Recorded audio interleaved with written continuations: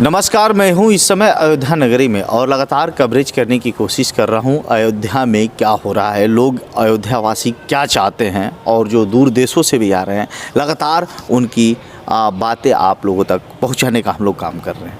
फिलहाल हमारे भी जुड़ेंगे महाराज जी और इनका हम स्वयं परिचय जानेंगे, महाराज जी की ज़िंदगी के बारे में भी जानेंगे। सबसे पहले तो हमारे चैनल में बहुत बहुत स्वागत है महाराज जी। जय सिया राम, जय श्री राम, जय श्री सीताराम। इस चैनल के माध्यम से देखने वाले सभी दर्शकों को जय जय श्री राम, जय जय श्री सीताराम।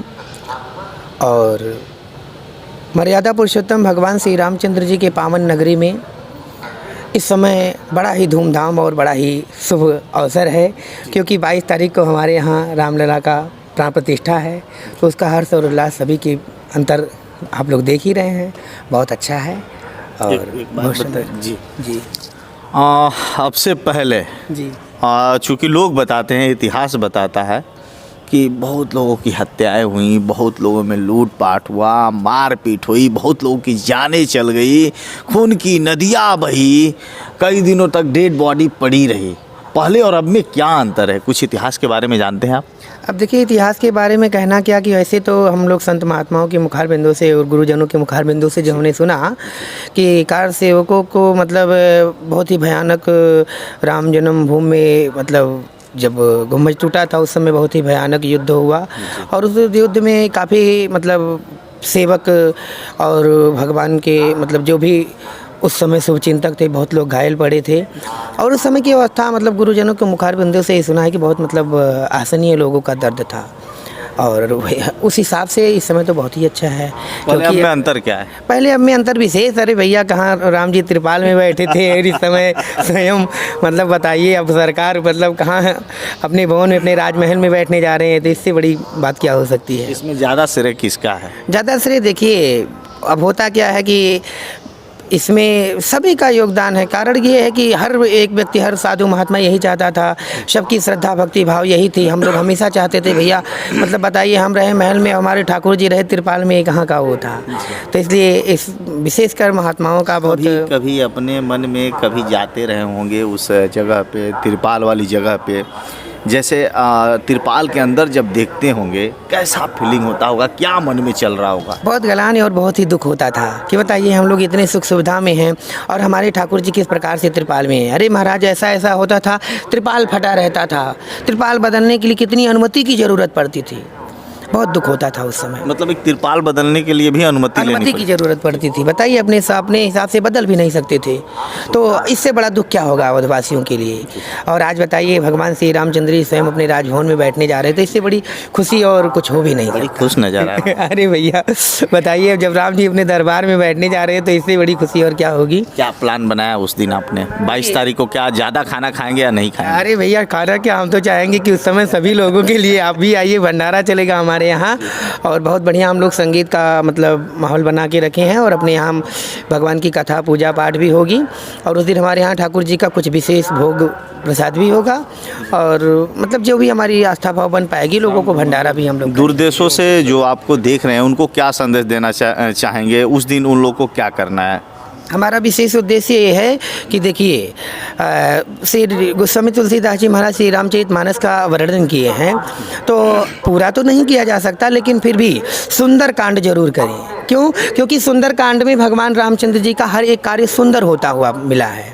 इसलिए हम चाहेंगे कि सुंदर कांड का पाठ करें और भोग लगाएं और अपने घर पे दीपक जलाएं। बढ़िया ठाकुर जी की सेवा के लिए जो भी मतलब अपनी बढ़ चढ़ के जैसा भी लोग योगदान कर पाए भगवान के प्रति, वैसी आस्था भाव से ठाकुर जी को भोग लगाए और अपने यहाँ सुंदर कांड का पाठ करें, दीपक जलाए और एक बार पुनः दिवाली जैसा आनंद आए। एक दो मंत्र जरा सुना दीजिए, दर्शक काफ़ी बेसब्री से इंतजार कर रहे हैं। देखिए, हम तो मंत्र क्या सुनाए, अब राघवेंद्र सरकार का तो मंत्र उसी दिन सुनाएंगे जिस दिन वो वहाँ बैठेंगे, लेकिन उनके दूत फिर श्री हनुमान जी महाराज का आवाहन करते हुए एक ध्यान और एक मंत्र बोल रहे हैं। और बड़ा सुंदर भाव है।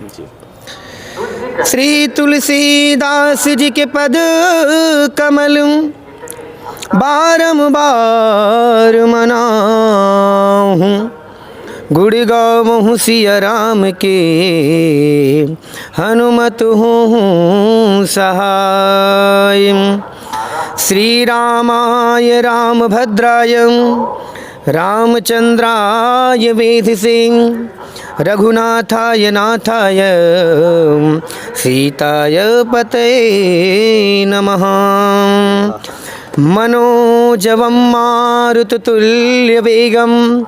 जितेन्द्रियं बुद्धिमतां वरिष्ठं वातात्मजं वानरयूथमुख्यं श्रीरामदूतं शरणं प्रपद्ये। बोली श्री सीतारामचंद्र भगवान की जय, श्री हनुमान जी महाराज की जय।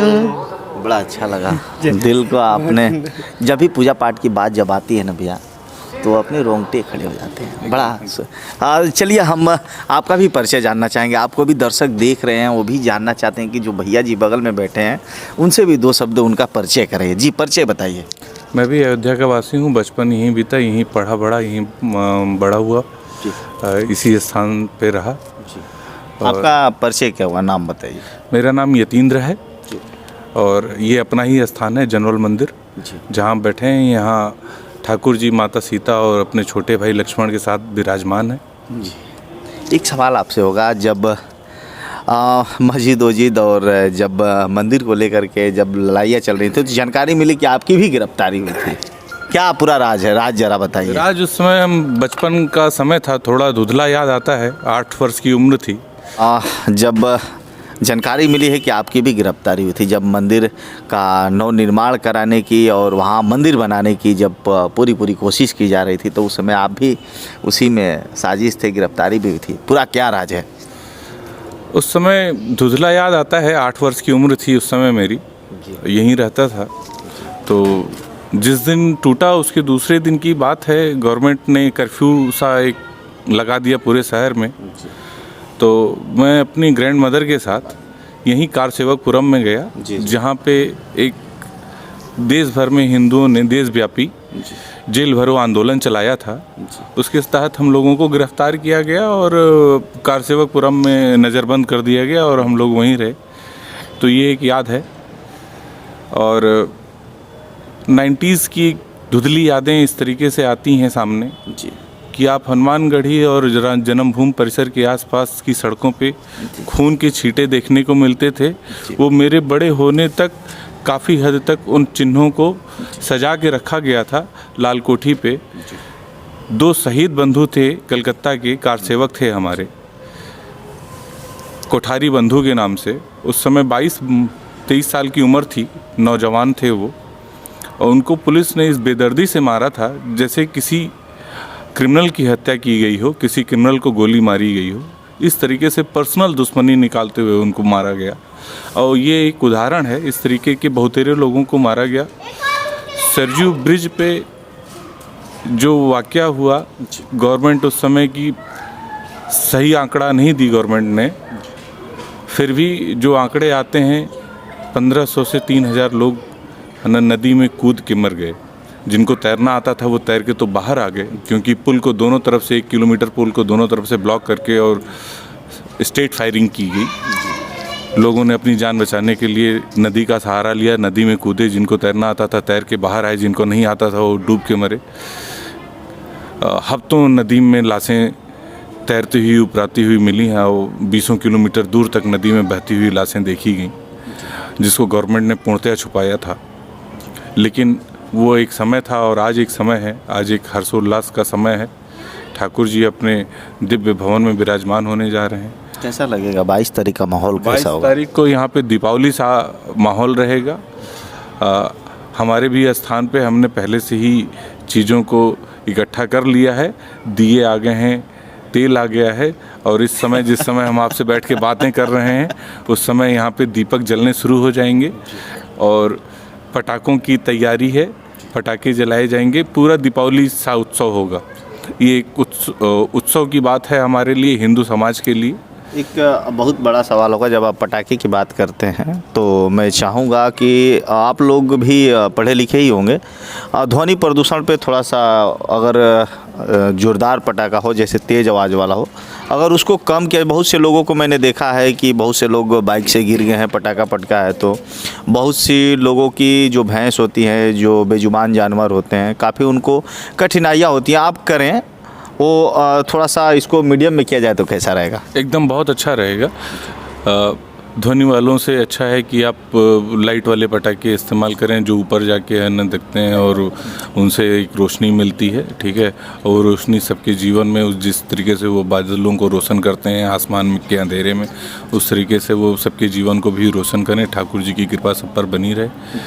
मैंने देखा है जिस दिन दीपावली होती है और दीपावली के ठीक सुबह में हॉस्पिटल में मरीजों की संख्या ज़्यादा बढ़ जाती है, मैंने ऐसा देखा है। आपने कभी अनुभव किया है क्या? हाँ एकदम। वो देखिए कहीं ना कहीं प्रदूषण की वजह से आज के लोगों में खान पान की थोड़ी सी दिक्कत तो है ना।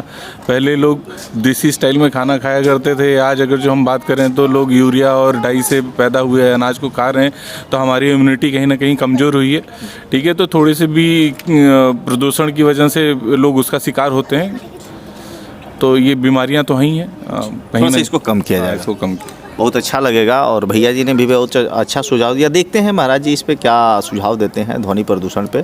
एक सवाल आपसे और होगा, अयोध्या में कोई शहीद गली भी है और यही अयोध्या नगरी है, इस अयोध्या नगरी में शहीद गली भी है, उसको लेकर आप क्या कहेंगे? क्या कभी कल्पना किए होंगे कि इस अयोध्या नगरी में या हमारे होश ख्याल में या हमारे जब भी ख्याल आया होगा हमारे इसी धरती पे भगवान के नाम पे भी एक शहीद गली बन जाएगी? क्या आपने सोचा? एकदम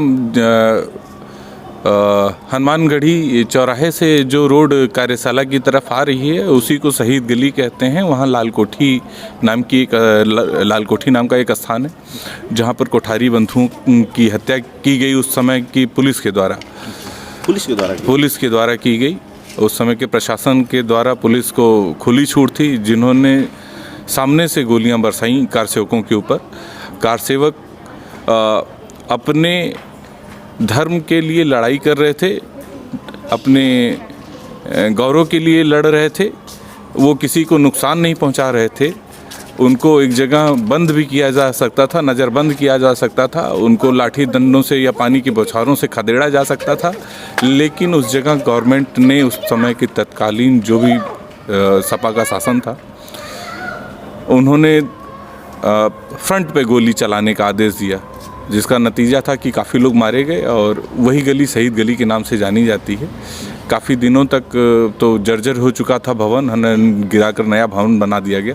काफ़ी दिनों तक वहाँ खून के छींटों से भरा स्मारक रहा और लोगों के लिए यादगार रहा। हम लोग भी उधर से गुजरते थे तो देखते थे उसको। यानी मुलायम सिंह के सरकार में अयोध्या में शहीद गली के नाम से भी लोग जानने लगे? एकदम जानने लगे थे। ऐसा भी कोई मुख्यमंत्री या प्रधानमंत्री होता है क्या कि जो खुली छूट दे दे गोली मारने के लिए? आपको क्या लगा? अब ये तो पूर्णतः गलत था, क्योंकि ये जनमानस कहीं ना कहीं उस गवर्नमेंट को भी सपोर्ट की होगी, तभी वो गवर्नमेंट सत्ता में थी और उन्होंने अपने ही जनमानस के ऊपर गोलियां बरसाईं, ठीक है। तो ये पूर्णतः गलत था। अब क्या मानते हैं जो इस समय जो सरकार चल रही है, इस सरकार में और जो उस समय सरकार में, दोनों में कुछ अंतर दिख रहा है? देखिए एकदम अंतर दिख रहा है। इस सरकार के समय में फैसला आया, प्रभु जो टेंट में विराजमान थे, ठीक है, वो टेंट से निकलकर एक अस्थाई भवन में गए, अस्थाई भवन से निकल कर अस्थाई भवन में जाएंगे 22 तारीख को। तो एक दिव्यता तो ही है और नगर को भी सजाया संवारा जा रहा है, नए तरीके से बसाने की पूरा प्रारूप गवर्नमेंट ने खींचा है, तो एक दिव्यता तो दिखाई ही दे रही है नगर में। सपा सरकार भी तो कहती थी कि मंदिर वहीं बनाएंगे, समय नहीं बताएंगे। ये तो केवल वोट बैंक की एक तरीके से राजनीति हुई सपा की। आपका क्या मानना है? मंदिर वहीं बनाएंगे, समय नहीं बताएंगे? अब देखिए, मंदिर बनाएंगे, समय नहीं बताएंगे, ये सब कहने का मतलब, देखिए राम जन्मभूमि ये आजकल का तो निर्णय है नहीं। इस पे बहुत लोग राज किए और बहुत लोग इस पे अपना इलेक्शन वगैरह मतलब चुनाव इसी पे मुद्दा रख करके लोग चुनाव लड़े। आस्था पे राजनीति करना सही है या गलत है? नहीं, बहुत गलत है। आस्था मतलब राजनीति का विषय नहीं है, श्रद्धा। बहुत अच्छा लगा आप लोगों से बात करके। एक सवाल और कर लेते हैं जाते जाते, ये बताइए अब हिंदू मुस्लिम मिल के रहेंगे या फिर आगे भी लड़ाई ऐसी चलती रहेगी? देखिए, कभी भी यहाँ शुरू से हिंदू और मुस्लिम दोनों मजहब रहे और हमेशा से मिल के रहे, ठीक है। ऐसा कोई, ये तो राजनीतिक लड़ाइयाँ होती हैं कि दोनों मजहबों को किसी न किसी बात पे आपस में लड़ा दिया जाए। अयोध्या में आपको ऐसा देखने को नहीं मिलेगा। दोनों समाज आपस में मिल के रहता है। हमारे भी तमाम मुस्लिम मित्र हैं, हम साथ। कल इकबाल जी ने राम को स्वीकार किया मंच पे, एकदम स्वीकार किया, और बड़े सुलझे हुए व्यक्ति हैं इकबाल अंसारी जी, ठीक है। मैं तो बचपन से उनको देख रहा हूँ, और कभी भी आप मिलने जाइए, हम लोग खुद मिलने जाते हैं तो बड़े सरल स्वभाव से मिलते हैं, सभी से बड़ी आत्मीयता से मिलते हैं, कभी कोई रोष नहीं रहा। और अगर जो यहाँ निर्णय आया जिस दिन, ठीक है, उन्होंने भी लड़ाई लड़ी, हमने भी लड़ाई लड़ी, निर्णय कहीं ना कहीं हमारे पक्ष में आया है, यानी हिंदू समाज के पक्ष में आया, तो लोगों ने सहजता से उन लोगों ने भी स्वीकार किया। तो ऐसी कोई लड़ाई नहीं। अन्य राज्यों से हिंदू मुस्लिम देख रहे हैं, दोनों लोगों को क्या संदेश देना चाहेंगे? मतलब फाइटा फाइटी करें या मिल के रहें? नहीं, एकदम से मिल के रहना चाहिए। ये तो भाईचारे का है। मुस्लिम समाज के लिए भी गवर्नमेंट ने यहाँ पे ज़मीन दी हुई है। यहाँ से 30 किलोमीटर आगे धन्नीपुर एक जगह है, और भव्य मस्जिद का निर्माण वहाँ भी होगा। तो सबकी आस्था का विषय है। तो हम हिंदू समाज हमेशा से सनातन विचारधारा यही रही है कि आपस में मिल के रहना है, हम सब भाई भाई हैं।